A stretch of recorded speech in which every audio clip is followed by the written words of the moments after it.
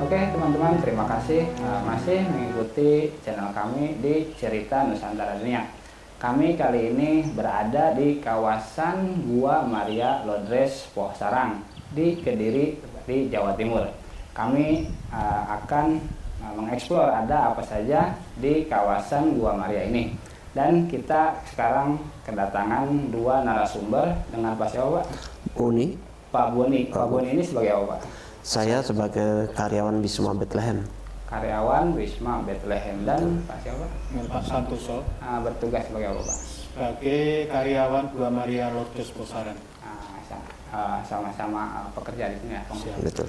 Oke, kita akan berdiskusi atau berbincang-bincang ada apa saja sih di kawasan Gua Maria Lodres Poh Sarang ini. Nanti Pak Boni dan Pak Santoso akan menjelaskan ada apa saja dan ada cerita-cerita apa saja yang ada di kawasan ini. Oke Pak, bisa diceritakan kepada kami? Ya.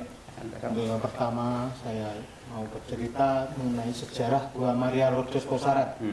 Ya, Gua Maria Lodres Poh Sarang berdiri atau diresmikan akhir tahun 99, jadi awal tahun 2000. Itu sejarahnya dari pengembangan dari dua gereja. Gereja Santa Maria Poh Sarang itu berdiri tahun 1936, tepatnya diresmikan 16 Juli tahun 1936 dengan arsitek Micropon dari Belanda. Oh berarti tahun 99 itu pembaruan atau gimana tuh Pak? Iya, dari perluasan, dari memperluas karena ada banyaknya pengunjung, jadi zaman itu kan ramai, jadi kita perluas membuat Gua Maria Lodres itu. Jadi dari tahun berapa tadi awal? 1936 ya. Awalnya ya, awal ada gereja ini iya, ya. Gerejanya itu. Nah untuk guanya sendiri Pak? Untuk Gua Maria sendiri akhir tahun 99 diresmikan. Oh baru ini ya? Iya baru ya. Akhir tahun 99, awal tahun 2000. Berarti yang tertua di sini gerejanya ya? Iya, baru kemarin umur 87. Iya. Agustus tanggal 15 itu gereja kita ulang tahun ke 87. Tanggal 15 Agustus? Iya. Oke. Mengambil dari pelindung Santa Maria. Iya. Terus ada apa saja Pak? Setelah pembangunan gereja ada tempat penitipan abu. Tempat penitipan abu. Untuk apa itu Pak? Iya, jadi dari banyak pengunjung itu yang yang maksudnya Chinese atau kebanyakan Chinese itu ya, itu kalau meninggal kan dibakar, abunya dititipkan di sini. Gitu. Iya. Jadi banyak yang nitipkan abu di sini. Ya. Itu ada di kolumbarium, ada museum. Berarti ada tempat tersendiri ya? Iya, ada khusus sendiri. Terus ada Jalan Salib diorama. Itu diorama Jalan Salib patung besar itu. Itu juga. Itu berfungsi sebagai apa di sini Pak? Ya kalau kita mau doa Jalan Salib itu kita mengikuti diorama itu. Ya, doa aja. Ada berarti di sini dari Gua Maria dan gereja tadi ada jalur-jalur khusus kayak misalkan ini harus kemana dulu loh Pak? Terus kemana dulu? Iya, kita jadinya dari awal tadi ke gereja dulu. Ke gereja dulu awalnya. Gereja awal gerejanya, terus ke Gua Maria, terus Jalan Salib, ada 3 pondok Rosario. Itu kalau kita urut-urutannya gitu. Ya, aturan lah, itu aturan yang berlaku ya. Untuk aturan tidak baku. Nggak baku ya? Iya, Oh bebas baku, ya? bebas. Nggak harus ke gereja dulu ya? Enggak. Bisa misalkan Ya, dibuat tapi pintu utama kan gereja. gereja dulu ya? Tapi setelah gereja mau ke Jalan Salib atau ke pondok Rosario dulu enggak baku. Oh nggak apa-apa ya? Iya. Nggak baku ya? Iya. Oke, dari Pak Boni mungkin bisa dijelaskan? Gua Maria itu dibangun karena ada pengembangan, mengingat tahun 1936 itu gereja dibangun dengan gua yang kecil. Jadi orang berdoa di gereja itu tidak bisa menampung banyak orang. Oh, waktu itu ada ya, cuma ada. kondisinya Kecil, jadi ya? orang berdoa tidak. Terus kebijakan keuskupan lalu membangunlah guanya yang besar itu untuk menampung banyak orang. Lalu di Posarang ini di samping ada gereja dan Gua Maria ada tadi Jalan Salib. Itu tadi lalu ada tempat penitipan abu atau museum itu untuk menyimpan abu-abu jenazah, lalu pemakaman romo-romo. Lah juga dibangun Wisma Bethlehem. Wisma Bethlehem ini juga salah satu dari pengembangan Gua Maria. Itu baru juga ya?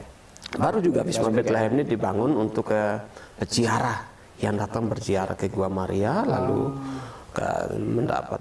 mau menginap atau untuk memesan makan itu juga bisa di sini. Di sini tuh selain gereja ada wisata ziarahnya ya? Ada wisata ziarah. Jadi orang mau berwisata ziarah ke Posarang, lalu kemalaman lalu beristirahat, bisa makan atau untuk retret. Ada penginapan di sini ya? Penginapan. Jadi kami Wisma Bethlehem itu menyediakan tempat untuk menginap, untuk makan, untuk para peziarah begitu. Untuk kenyamanan pengunjung peziarah ya Pak? Iya, peziarah.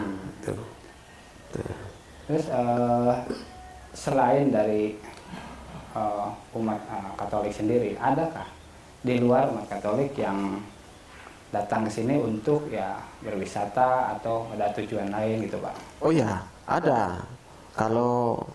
Kalau umat dari yang lain misalnya dari Muslim atau dari Kristen juga banyak. Banyak. Sekedar wisata pribadi, wisata keluarga, wisata rombongan juga banyak.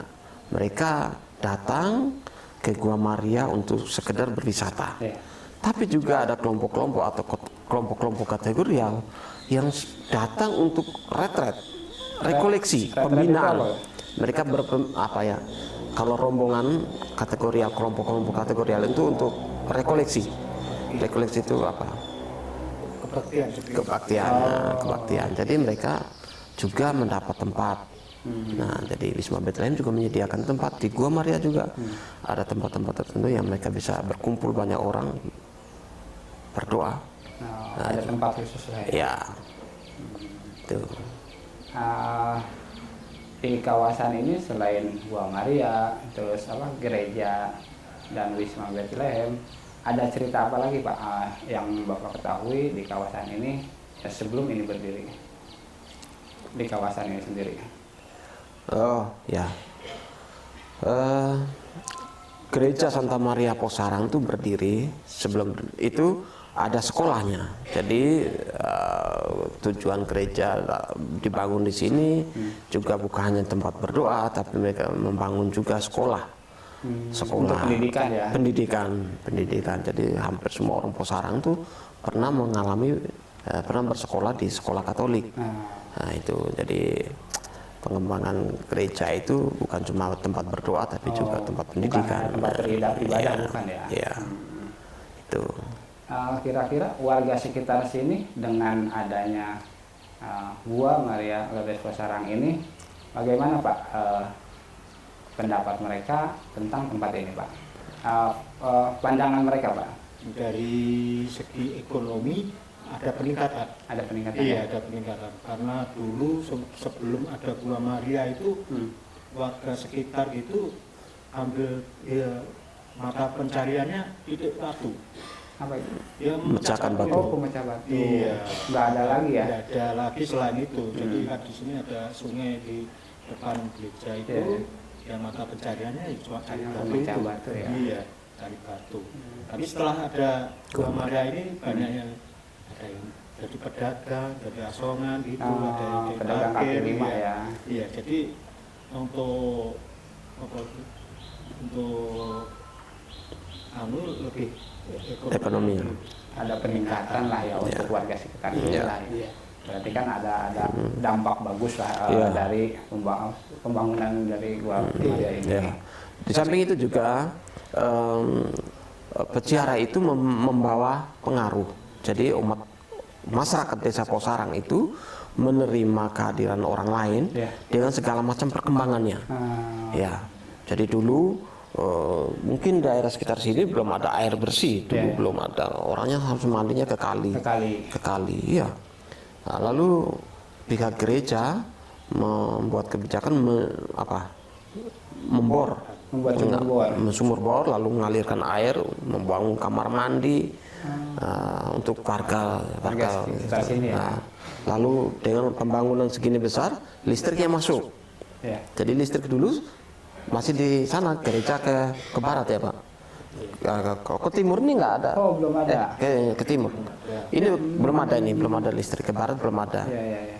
Nah, jadi adanya bangunan gereja yang segini besar, lalu Wisma Bethlehem dibangun, hotel-hotel mulai bermunculan, wisma yang lain mulai bermunculan, listrik otomatis masuk. Banyak kafe juga ya.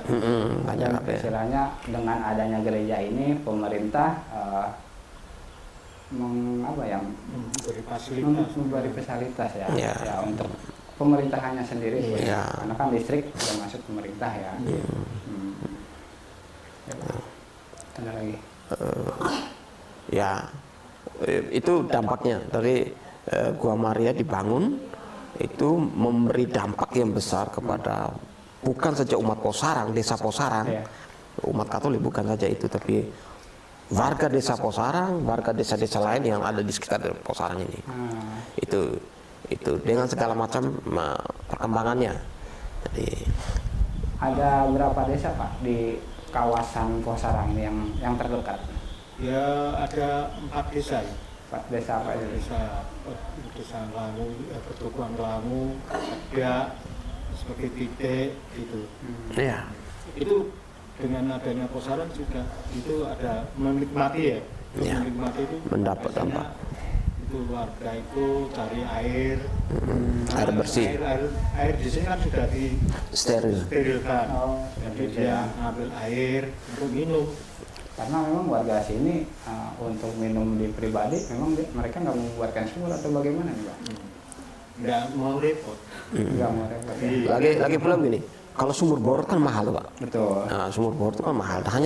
Hanya kelompok-kelompok tertentu yang bisa, mereka yang punya uang, mereka yang punya finansial yang cukup. Betul. Jadi di Gua Maria itu dibor sumur, diambil air yang besar itu, lalu difilterkan keluar, lalu untuk diminum. Langsung diminum. Jadi warga desa-desa sekitar sini. Iya. Ya kalau warga-warga kan dia juga nanti masak, Ya. air, Mesti digodok dulu. tinggal ngambil di sini. Berarti sangat membantu sekali lah ya untuk Sangat warga membantu. sekitaran sini. Iya. Dan mungkin dari pusat kota Kediri menuju ke Gua Loh Sarang ini berapa lama Pak? Jauhnya jaraknya dari pusat kota ya? Kilo. Dari pusat kota? Iya. Pusat kota Kediri ya? Kilo itu ditempuh mungkin 20 menit sampai 30 menit sudah sampai dengan kendaraan Gojek atau sepeda motor itu. Iya. Dan tempat ini ya udah banyak juga ya diketahui, misalkan kita nyari di Google. pencarian misalkan ada lah ya, Di Google. nggak susah ya, Tidak susah. nggak susah lagi ya. Kita buat Iya. apa itu Google itu juga bisa nanti Gua Maria Lourdes Posarang itu tinggal sudah keluar. Mungkin di sini tuh Pak ada berapa pengurus nih Pak atau karyawan untuk tempat sebesar ini? Kalau dari karyawan namanya DP3 ya kita. DP3 itu karyawannya ada 26. 26 karyawan. 26 terdiri dari satpam 13, terus yang kebersihan 10, teknisinya 1, poster 1, dari poster itu yang ngurusin misa-misa, terus yang bagian kantor humasnya 1, jadi ada 26 untuk karyawan DP3. Lain lagi ya. Terus karyawan hotel sendiri, lain. ini lain. Oh ini masuknya karyawan hotel di sini. Iya, kami ini Wisma Bethlehem. Untuk luas kawasan ini berapa luas Pak? Kalau ya perkiraan sekitar 8 hektar 8 hektar ya, Iya. dari gereja sampai ke dari parkiran Parkir ujung depan sana ya? sampai parkiran ujung sana. oh di mana dekat bawah. gua itu Di bawah yang Ada. ada di Gapuro Selamat Datang itu masuk itu ada parkiran. oh kita pakai menggunakan kendaraan bisa ke sana ya? Bisa. Ya. Pintu masuknya di sana Pak. Pintu masuknya di sana. parkiran sini, kalau di sana sudah bludak itu Udah penuh baru pindah ke sini. Posisi depan itu gereja dulu atau itu dulu Pak? apa? Posisi depan, tampak depannya. Gereja. Gereja. Parkiran masuk. Oh, parkiran masuk. Jadi di tampak depan itu yang tampak dari jalan raya itu gereja. Gereja. Itulah yang paling awal ya Pak. Ya. Dari gereja ke gua Lodres itu berapa lama Pak? Kalau Jalan kita jalan kaki kaki. ya kurang lebih 5 sampai 10 menit. Tidak sampai 10 menit. Tidak sampai 5 sampai 7 menit. Oh, dekat lah ya Pak. Ya.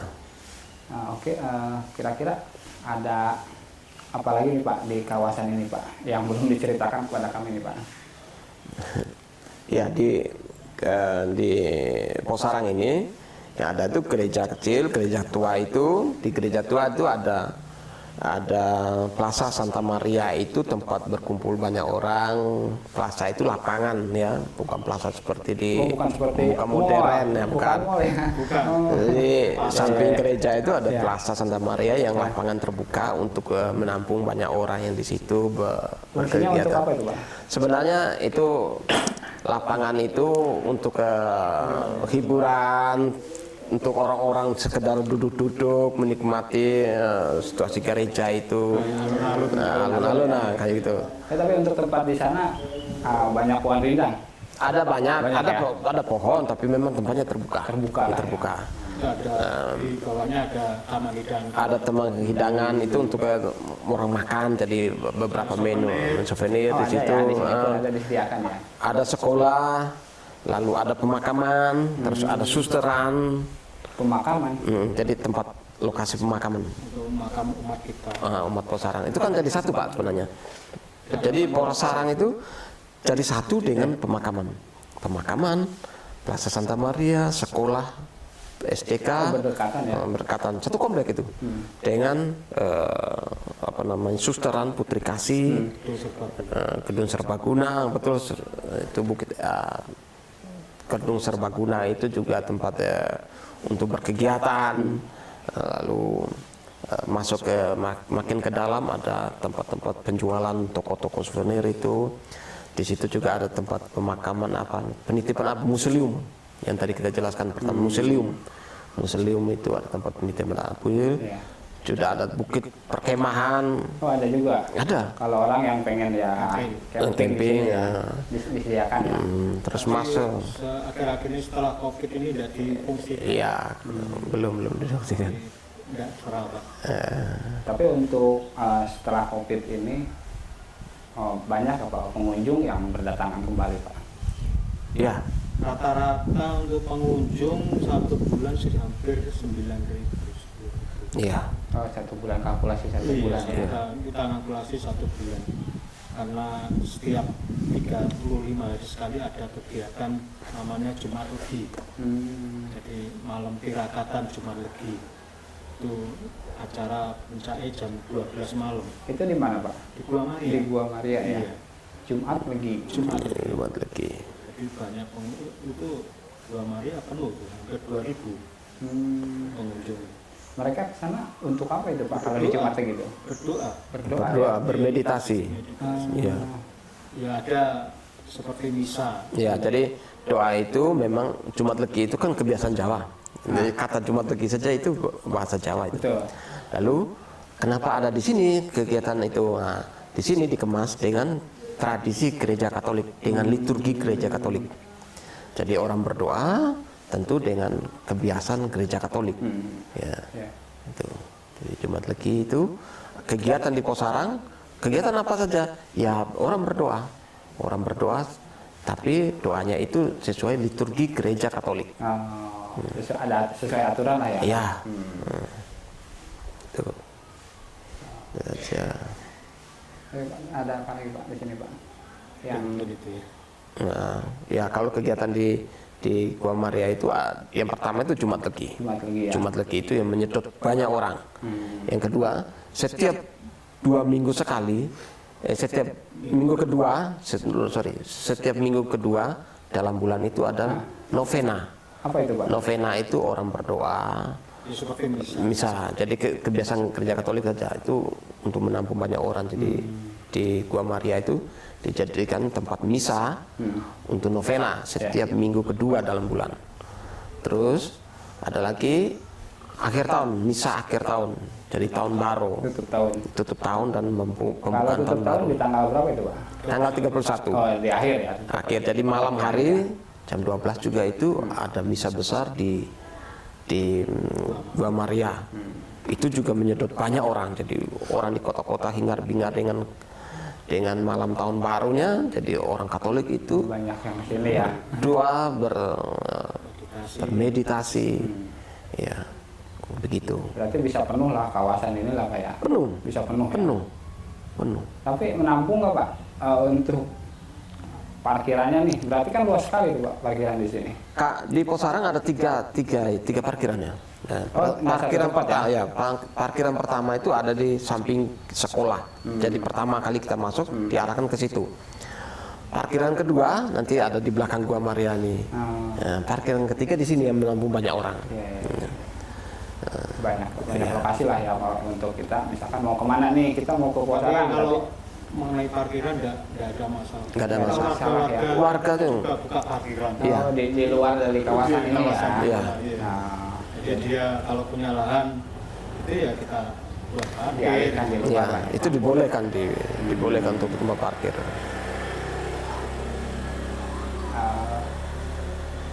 Baik, Pak Boni ya, Pak Boni dan Pak Santoso, terima kasih atas wawancara kita kali ini. Dan ini membuat kita tahu sejarah atau misalkan ada budaya di kota Kediri. Ini kota apa kabupaten, Pak? Kabupaten ya. Nah, khususnya di Kediri, di kabupaten apa ini, Pak? Kabupaten Kediri. Kabupaten Kediri. Di Kabupaten Kediri ada tempat atau wisata ziarah Gua Maria Lodres Posarang ya, Bang. Posarang. Oke, terima kasih atas waktunya dan terima kasih Pak Boni dan Pak Santoso sudah dapat menemani kami di Cerita Nusantara Dunia. Bye bye. Terima kasih.